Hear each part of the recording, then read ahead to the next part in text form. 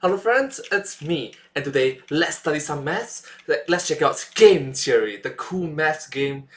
The cool math games ARG goes to some dark places. From the game theorists, together, let's go. Let me just come out and say it, I love ARGs. The interesting and creepy stories told through Alternate reality games. the intense levels of puzzle solving is what us theorists live for. Cracking password encrypted websites like Alex Bale's Happy Meat Farm, untangling the hundreds of shorts from the Shorts Wars, hacking through the game files for something like Inscription, it truly makes you feel like real life detectives. And each time we Unraveling these puzzles is it tests your creativity, it tests your curiosity.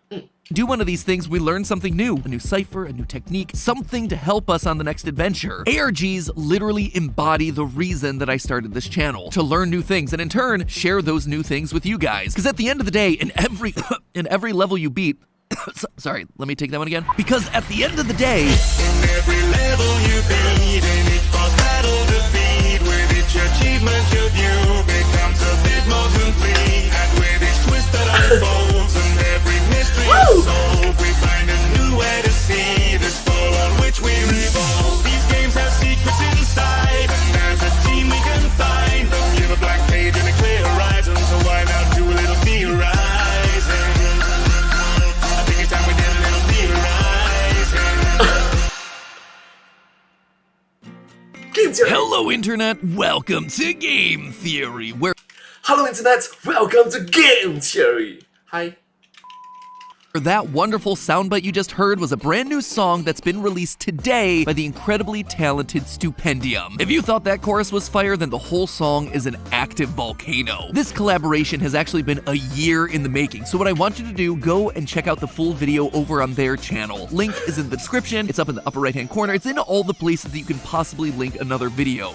Even with the red jacket, you know, the iconic red jacket that MacPad wears, so yeah. Honored that Stoops actually approached us with the idea of making a song all about us and the history of game theory and all the great stupid ideas that we've had over the years. Then we got our editor Ty to put together the music video. And you know that when our editors get involved, there's gonna be a buttload of references and Easter eggs crammed into every second. And who knows, there might even be a secret ARG thrown into the mix as well, with a little prize at the end for anyone who's curious enough. Or maybe not, who knows? Anyway, that full song is available on Stupendium's channel. I would love it if you gave them some support. They're an amazing and underappreciated music channel. If you're into nerdcore music, you're gonna love what you find over there. Go to that video and tell them what your favorite thing to theorize about is in the comments. Speaking of secrets hidden in unusual places, today we're gonna be talking about another ARG mystery full of corporate espionage and deception, but this one actually came from somewhere no one would have predicted. Typically, ARGs show up as something completely new, like a new YouTube channel or a random website, but this one came from a website that's been around for decades. A website so completely unassuming that never in my wildest dreams would I have ever imagined an ARG spawning from it, which makes it the optimum place for an ARG. This one comes from the educational flash game website Cool Math Games. Yeah, seriously. Now, for those of you who haven't been exposed to this masterpiece of educational nostalgia, CoolMathGames.com is a website that hosts thousands of Flash and HTML games that started all the way back in 1997. This site was Oh my gosh, that's all. That is like what, 27 years ago. Wow.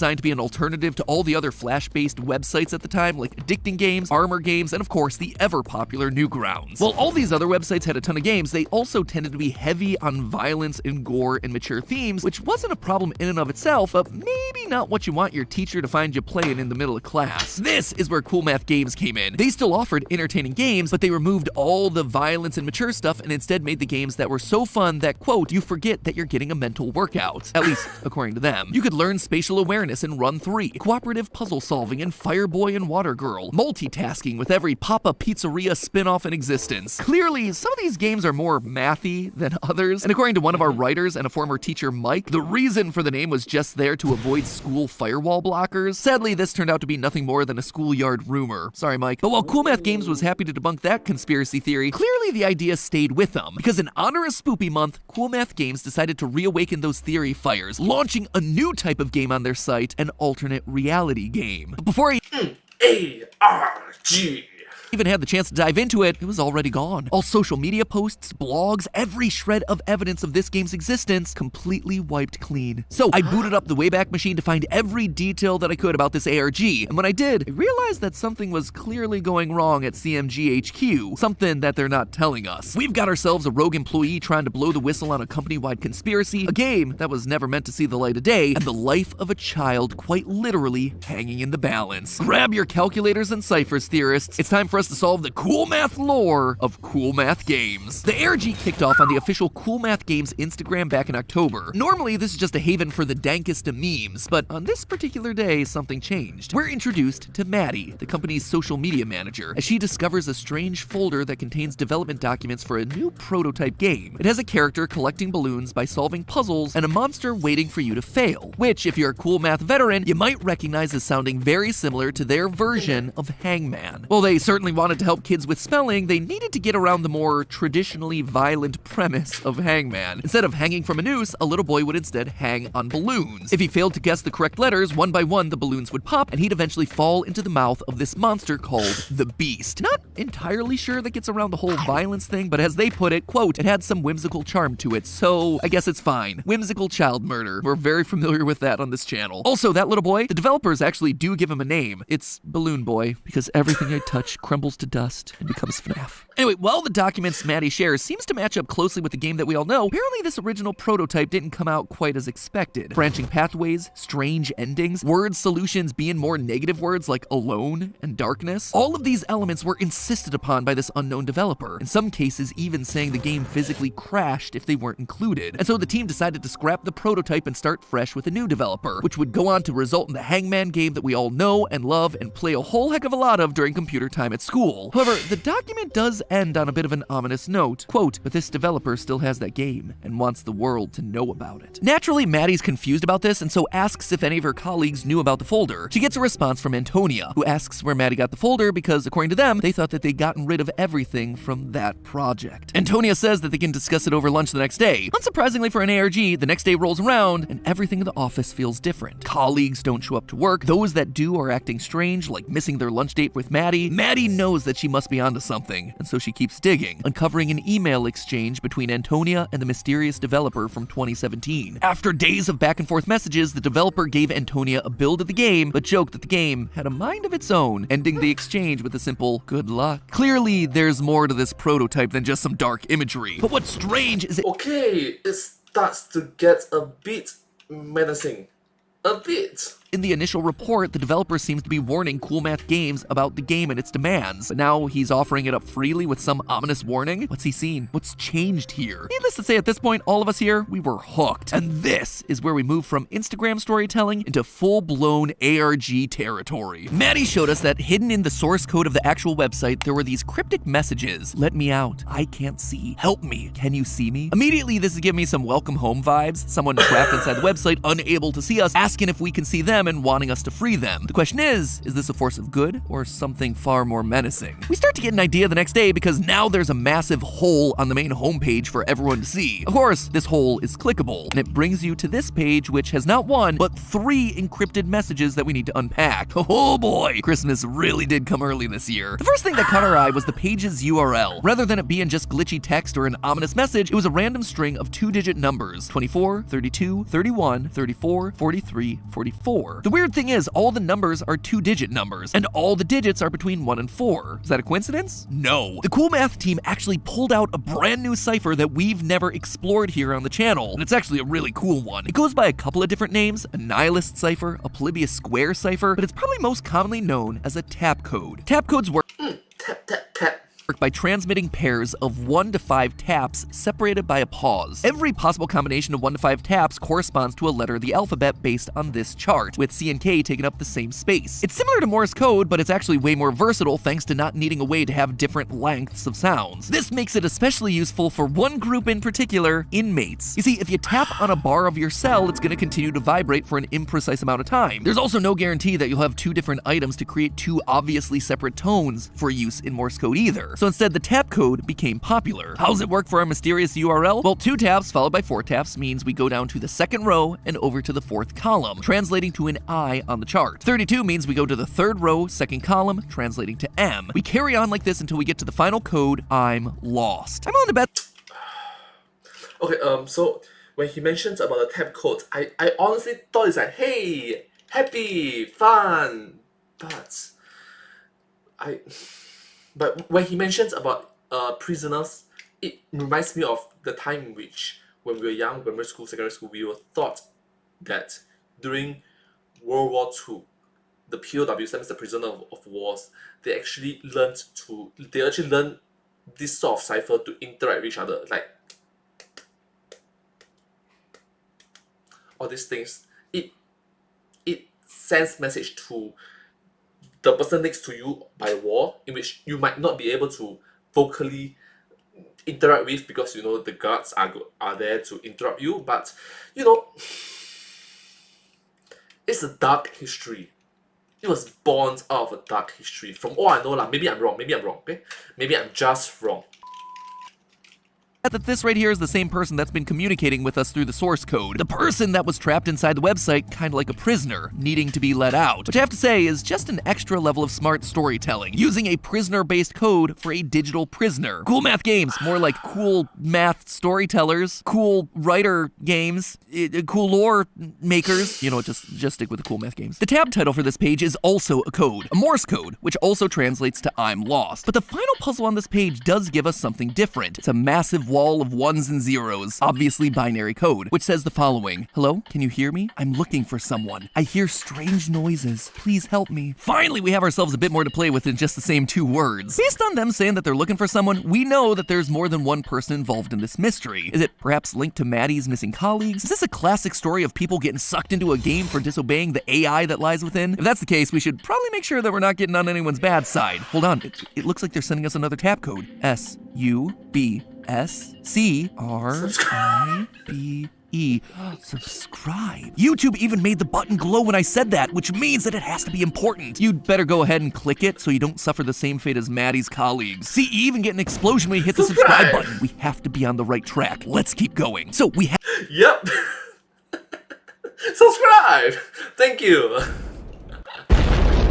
Have multiple someones trapped inside the website, but that's kind of where the puzzles end, and we're kind of at a bit of a loss on what to do about it. Thankfully, Maddie comes in to save the day. She finds and uploads the mysterious prototype that we've heard so much about directly onto the Cool Math Games website. The anonymous developer of the prototype also comes out of the woodwork to email Maddie, giving her this warning. I saw you've been trying to track down my game. Don't. You'll thank me later. Which is precisely the kind of thing we theorists thrive on. Tell us not to look into a mystery, and we most certainly will. The game starts off by dropping us into the middle of a black and white forest, with arrows on the screen to help guide the character through, both features that were mentioned in the initial reports of this prototype. Our protagonist has gotten separated from his friends and he has to search the forest in order to catch back up with them. This right here, this is who's been calling out to us. I'm lost, I'm looking for someone, please help me. It's our main character. They're looking for their friends out in the forest, getting lost and needing us to help guide them to safety. But that's not the only thing that we're presented with on this first screen. In the bottom left, we have a counter that says, found 0. So obviously we're gonna need to start collecting something. The bottom right has glitchy text, which I suspected was important because all glitches tend to be important. Then I realized they could actually be decoded. You see, those special characters, each of them line up with a number key on your keyboard, providing that you're using the American keyboard. Creative director Tom, he was getting very confused at this point of the script. By taking your American well, to be fair with you, I'm using a separate keyboard as well. So I've used the Taiwan keyboard, the Japanese keyboard, the Korean keyboard, the China keyboard, the English keyboard, like standard keyboard, and the British keyboard as well. So I can understand where you're coming from. Like sometimes it's like, oh, why is it not? This is not the intended symbol that I need to use. Freedom keyboards, you can now replace all of those special characters with their respective numbers and then translate that into another tap code, which translates to yet another found counter. You have 3 options to progress further into the forest. You can go left, right, or forward. If you just keep going straight, then the last screen is a jump scare by the beast. The screen fades to black and you're brought back to the beginning of the game. Our lead character recites the same monologue and off we go again. Just your typical game respawn stuff. The objective of the game is to go left and right on each screen to solve hangman-like puzzles along the way. Get one wrong, boom, boom, jump scare, fade to black, restart. Solving each puzzle correctly, though, rewards you with a shiny red balloon and the found counter in the bottom left ticking up. But balloons aren't the only thing that you find on this journey. We also uncover a pile of glitchy popped balloons and a white hat. Our character notes that he doesn't remember any of his friends wearing a hat like this. In fact, he says it looks identical to his own. Suddenly, the pieces start to click into place. If you take a look back at the real Hangman game, we can see that this hat is exactly the same as the one Balloon Boy wears. So clearly we are playing as prototype Balloon Boy. And worse yet, the hat and popped balloons tells us that this game loop that we've been in, it isn't the game resetting, it's a new version of Balloon Boy each time. When he's devoured by the beast, he's actually being devoured, leaving behind only his hat and his balloons, just for another Balloon Boy to start entering the journey. Every time we fail at this game, we are sending another Balloon Boy to his grave. Let's just Wait, what?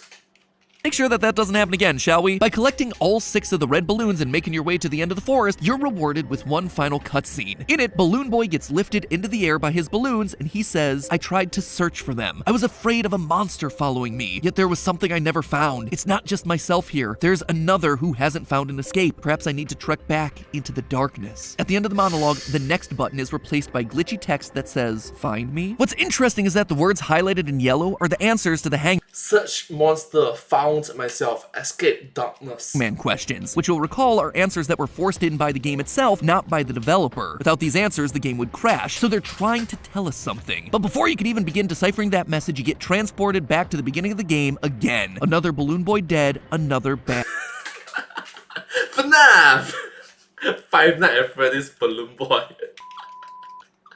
ending. So we need to instead aim for the darkness. And to do that, we need to do what theorists do best, click on all them glitches. After solving a puzzle and being offered a red balloon, a weird glitchy insect appears hidden on the screen somewhere. If you manage to click it, you're treated to another Hangman puzzle, a more difficult one. If you give the correct answers this time of sight, descend, other, appear, become, and together, you get these glitchy black balloons, and that glitchy found counter ticks up. After collecting all 12 balloons, 6 red and 6 black, heading to the end of the game grants us a final choice of the light path or the dark path. We were told that we needed to trek back into the darkness, so I guess the option is clear. This leads us directly to the beast himself. Just like Balloon Boy, he uses the words from the Hangman puzzles in his ending monologue. "The strange forest is something I once called my home, yet when I descend further, I see things are not as they seem. This forest is like no other. We cannot stay. There is no other solution. Do not fear me. I want to become your friend. Perhaps we can escape together." The beast then gets carried into the air on the glitchy black balloons before you too join him via your red balloons. "There is no fear. Join me," he said.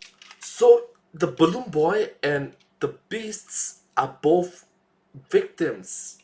Like they are both imprisoned in this game. Wow.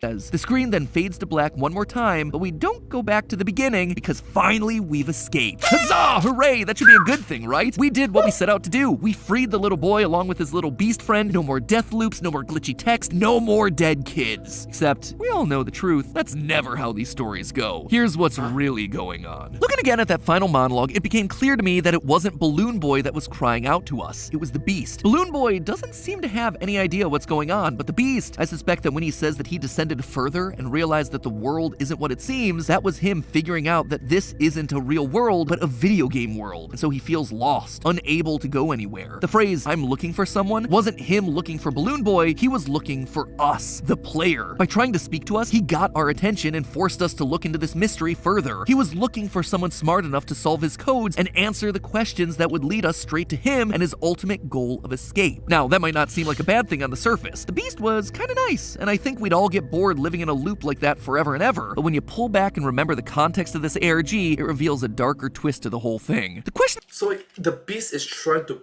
break the fourth wall. Huh. Interesting.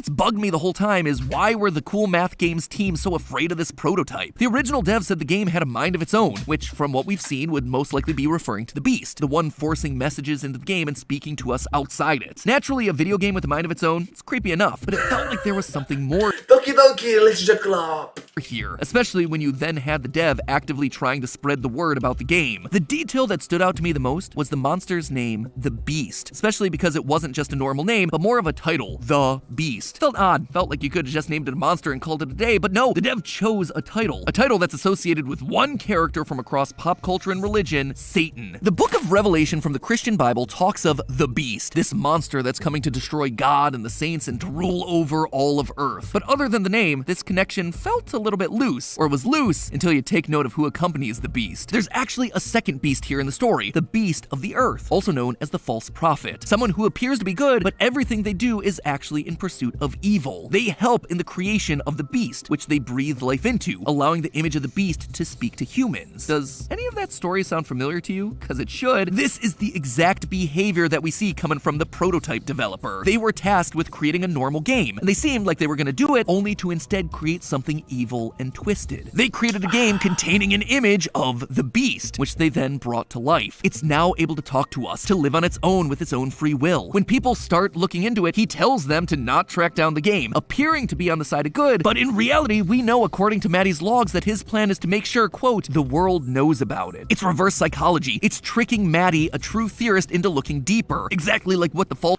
Oh, it's something similar to, what's the character name again? Deadpool!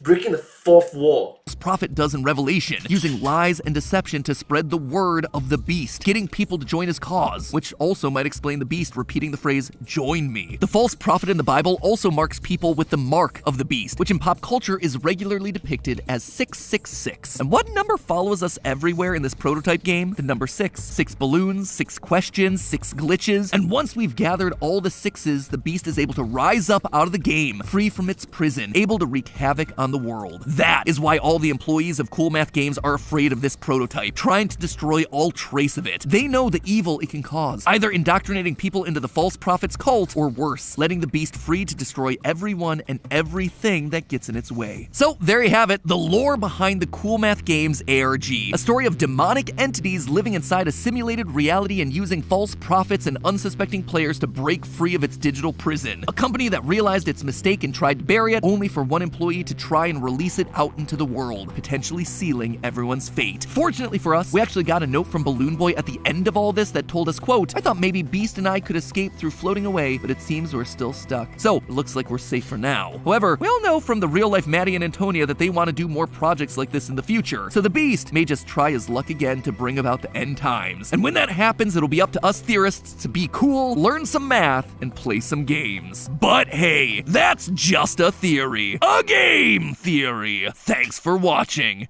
And speaking of watching, remember, Stupendium's song about game theory is available on their channel and Spotify right now. So please head on over there, give it a listen, and be sure to give them a big ol' subscribe. It would be awesome to help them get to that 1 million subscriber milestone. They produce awesome songs about video games that I think you guys are gonna absolutely adore. Link to the video and their channel is over on the screen right now, so please go over there, support a creator who is more than deserving of your subscribe, of your view, show them some love, tell them I sent you, and as always, I'll see you next week.